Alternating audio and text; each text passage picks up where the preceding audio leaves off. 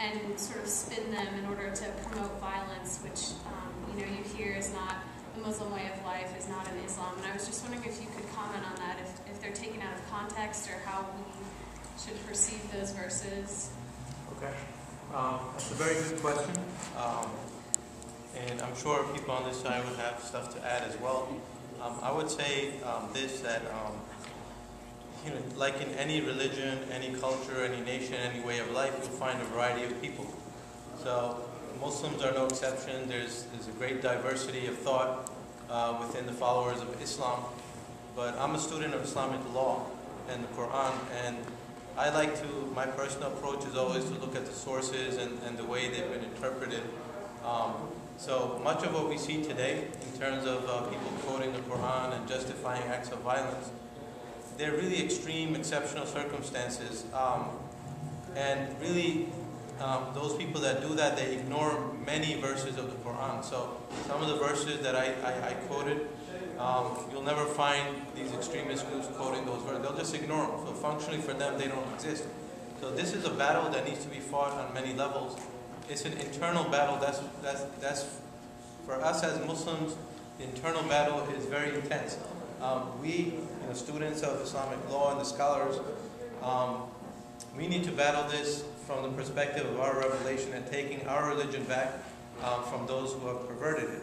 And actually, the problem is here in the media, there's not a lot of coverage on this internal battle, but it's been going on quite intensely before September 11th and after September 11th. So you'll find many, many books being written from the time, from the time of the Afghan invasion by the Russians in 1979. Terrorism is not a phenomenon restricted to September 11th. It existed before then. So there were always scholars, my point is there were always scholars within our tradition that always refuted that and spoke out against that. Unfortunately, they don't make a lot of noise and it's not that popular. It doesn't sell. So for instance, after September 11th, one of the things that really bothers me, there's a general perception that Muslims were silent after what happened on that day.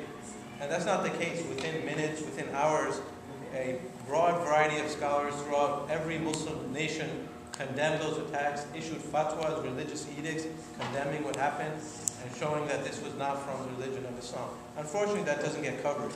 What gets coverage is lunatics, those who make extreme statements, and that gets the bulk of the coverage. So a lot of people who aren't familiar with Islamic faith, there's an impression that the silent majority doesn't exist, but it definitely exists.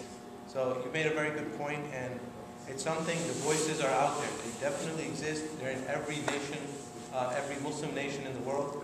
And they're the mainstream religious personalities, the mainstream institutions have always condemned this extremist approach. And they continue to do so. There are a lot of resources and books available if you're interested in various languages, including English. And I'm sure other people may have other perspectives on that. Anybody want to add on to that question or answer? You go ahead. As I was talking to some of the guys before, it's